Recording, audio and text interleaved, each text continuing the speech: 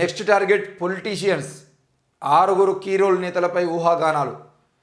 నిందితుల స్టేట్మెంట్ల ఆధారంగా నోటీసులు. విచారణకు సిద్ధమవుతున్న దర్యాప్తు బృందం. ట్యాపింగ్ కేసు ఇన్వెస్టిగేషన్లో అనూహ్య పరిణామం. ఎంతటి వారినైనా వదలొద్దంటూ సర్కార్ ఆదేశం. సమయం వచ్చినప్పుడు అన్నీ వివరిస్తాం. దర్యాప్తు పారదర్శకంగా కొనసాగుతున్నది. హైదరాబాద్ సిపి కొత్తకోట శ్రీనివాసరెడ్డి. మరి ఐపీడీఆర్తో కీలక డేటా రిట్రీవ్ చేసుకోవడం జరిగింది. దర్యాప్తుకు ముందు డివైజెస్ ఫార్మాట్ చేసిన నిందితులు. ఆ ఇన్ఫర్మేషన్ వెనక్కి తీసుకొచ్చేందుకు పోలీసుల ప్రయత్నం. స్నాప్చాట్, వాట్సాప్, సిగ్నల్ యాప్ల ద్వారా నిర్వాహకులకు నోటీసులు. అంటే స్నాప్చాట్, వాట్సాప్, సిగ్నల్ యాప్ల యొక్క నిర్వాహకులు ఎవరైతే ఉన్నారో వాళ్ళకి నోటీసులు ఇవ్వడం జరిగింది. సక్సెస్ అయితే పోలీసుల చేతికి మొత్తం ట్యాపింగ్ సమాచారం. మొత్తానికైతే పొలిటీషియన్స్ కూడా, కొంతమంది కీ రోల్ పొలిటీషియన్స్ కూడా ఇందులో ఉన్నారని చెప్పేసి అయితే చెప్తా ఉన్నారు. మొదటి నుండి చెప్తా ఉన్నారు. ఎర్రబెల్లి దయాకర్ రావు ఉండొచ్చు, లేదంటే కేసీఆర్ ఉండొచ్చు, కేటీఆర్ ఉండొచ్చు. కేసీఆర్ దగ్గరుండి వేయించింది కాబట్టి కేటీఆర్ సంబంధించిన వ్యక్తిగత సమాచారం కూడా బయటకు వచ్చింది. దానివల్లనే కొంతమంది హీరోయిన్లు హైదరాబాద్ వదిలేసి వేరే దగ్గరికి వెళ్ళిపోవడం జరిగింది. కొంతమంది హీరోయిన్లకు ఛాన్సులు లేకుండా పోయినాయి. కొంతమంది హీరోయిన్లను బెదిరించరు అని చెప్పేసి చాలా రకాలైనటువంటి విషయాలు కూడా బయటకు రావడం జరిగింది. బయటకు వచ్చినటువంటి క్రమంలో కొత్తకోట శ్రీనివాసరెడ్డి మొదటిసారి నిన్న ప్రెస్ మీట్ పెట్టి చెప్పడం జరిగింది.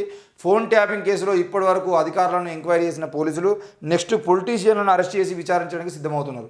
ఈ కేసులో ఇప్పటికే అరెస్ట్ అయిన రాధాకిషన్ రావు, ప్రణీత్ రావు, భుజంగరావు, తిరుపతన్నలను పోలీసులు కస్టడీలోకి తీసుకొని విచారించారు.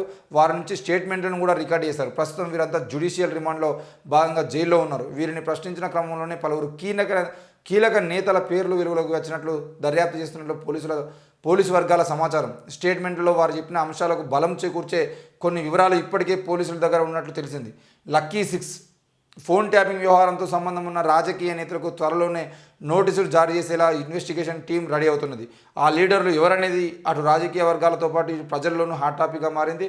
ఈ నేతలను కొద్దిమంది పోలీసులు లక్కీ 6 అని పిలుచుకుంటున్నారు. గతంలో కీ రోల్ పోషించిన 2 మాజీ మంత్రులు, పార్టీ అగ్రనేతలకు సన్నిహితంగా ఉన్న ఓ ఎమ్మెల్సీ, టాప్ 5లో ఉన్న మరో నేతతో పాటు మాజీ ఐఏఎస్ కూడా పోలీసులు పేర్కొంటున్న లక్కీ 6లో జాబితాలో ఉన్నట్టు సమాచారం. ఫోన్ ట్యాపింగ్ వ్యవహారం వెలుగులోకి రాగానే ఈ 6 కూడా చాలా జాగ్రత్తగా ఉంటున్నట్టుగా తెలుస్తుంది. మరి ఇందులో ఎర్రబెల్లి దయాకర్ రావు లాంటి వ్యక్తుల పేర్లు ఉంటే కనుక, ఇప్పటికే టీడీపీ రేవంత్ రెడ్డి మీద టీడీపీ ముద్ర ఉన్నది. టీడీపీ చంద్రబాబు నాయుడు ప్రియ శిష్యులు అని ఎర్రబెల్లి దయాకర్ రావును రేవంత్ రెడ్డిని చెప్పుకున్నట్టుగా, రేపటి రోజున ఒకవేళ ఎర్రబెల్లి దయాకర్ రావు పేరు కనుక ఈ ఫోన్ ట్యాపింగ్ వ్యవహారంలో కనుక ఉంటే, మరి రేవంత్ రెడ్డి ఎర్రబెల్లి దయాకర్ రావును కూడా విచారించడానికి అవకాశాలు ఉంటాయా? లేదు అని అంటే ఆయన పేరు వస్తే నేను టీడీపీ అని చెప్పేసి మరి ఆయన పక్క పెట్టడానికి అవకాశాలు ఉంటాయి. ఏం జరుగుతుందని కూడా చూడాల్సిన అంశం. ఎందుకంటే 6 ముఖ్య నేతలు అన్నారు. ముఖ్యంగా వరంగల్ వేదికగా వరంగల్ అధికారులే అందరూ అందులో ఉన్నారని చెప్పారు. వరంగల్కి సంబంధించిన ఒక మంత్రి వెనకాల ఉండి మొత్తం నడిపించడం అని చెప్పేసి కూడా చెప్పారు. కాబట్టి ఆ వరంగల్ మంత్రి అన్నా, లేదంటే కేసీఆర్కి దగ్గరగా ఉండి లాస్ట్ టైము 5 ఏళ్ల పాటు ప్రభుత్వంలో అత్యంత కీలకంగా వ్యవహరించిన వ్యక్తిగా, అలాగే అత్యంత పొగరుగా నా కుటుంబం అంటే ఏమంటారు, నా కులంకి సంబంధించిన వ్యక్తులే పాలనలో ఉన్నారు, నన్ను ఏష్టుడు ఎవడు అన్నట్టుగా ఎర్రబెల్లి దయాకర్ రావు చేసినటువంటి బిహేవియర్ ఏ విధంగా ఉందో మనం చూసిన వాళ్ళు. మరి అట్లాంటి వ్యక్తి చేయించిండు అని చెప్పేసి మొదట్లో వార్తలు కూడా వచ్చినాయి. ఆ తర్వాత కేసీఆర్ పేరు కూడా బయటకు వచ్చింది. మరి కేటీఆర్ స్పందించిన తీరు కూడా, అవును భయ్ అక్కడక్కడ పోలీసులు ట్యాపింగ్ చేస్తారు కావచ్చు అని చెప్పేసి. తర్వాత సోషల్ మీడియా వ్యక్తులు కూడా క్రిషాంక్ కూడా కూర్చొని మరి ఇది ఫోన్ ట్యాపింగ్ అనేది ఈరోజు కేటీఆర్ మాట్లాడుతున్న అంశంగా, ఇంతకుముందు అబ్దుల్ కలాం కూడా ఇదే విషయాన్ని చెప్పిండని చెప్పేసి కూడా చెప్పడం జరిగింది. ఏది ఏమైనా ఫోన్ ట్యాపింగ్ అనేది వాళ్ళ పోలీసులు దేశ రక్షణ కోసమో, లేదంటే రాష్ట్రాల్లో జరుగుతున్నటువంటి ఇబ్బందికరమైన పరిస్థితులు ఏమైనా ఉన్నాయంటే వాటి విషయంలో వాళ్ళు చేసుకోవడం అనేది వాళ్ళ పోలీసు వ్యవస్థ వరకు జరిగేటువంటి అంశం. కానీ రాజకీయ నాయకులు వాళ్ళ వ్యక్తిగత స్వార్థం కోసం, రాజకీయ నాయకులు మళ్ళీ అధికారంలోకి రావడం కోసం, వాళ్ళ పార్టీని కాపాడుకోవడం కోసం చేసేటువంటి ప్రయత్నం ఏదైతే ఉందో అది, దానిలో ఫోన్ ట్యాపింగ్ చేసుకోవడం అనేది మాత్రమే చట్టరీత్యా నేరం అవుతుందన్న విషయాన్ని క్రిషాంక్ కూడా తెలుసుకోవాలి, కేటీఆర్ తెలుసుకోవాలి. మీరు ఫోన్ ట్యాపింగ్ చేసిరన్న విషయం క్లియర్గా బయటపడ్డది.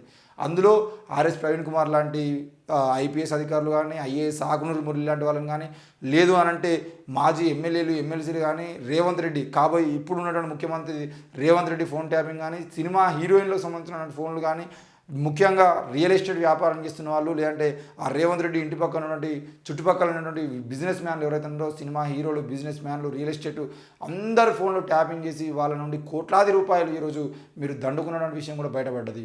మీకు చెప్పిన పని ఒకటైతే మీరు చేసిన పని ఇంకోటి కూడా ఉన్నది.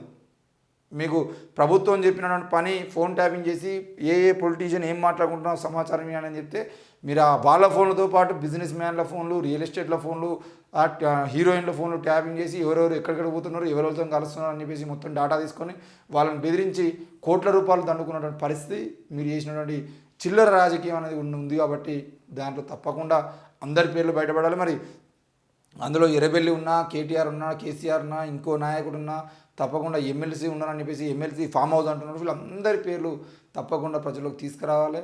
అట్లాంటి వ్యవహారాలు చేస్తే నెక్స్ట్ టైం ఏం జరుగుతుందని కూడా ప్రజలకు అర్థమయ్యే రీతిలో మీ పాలన కొనసాగితే బాగుంటుందని చెప్పేసి మేము కోరుతున్నాం.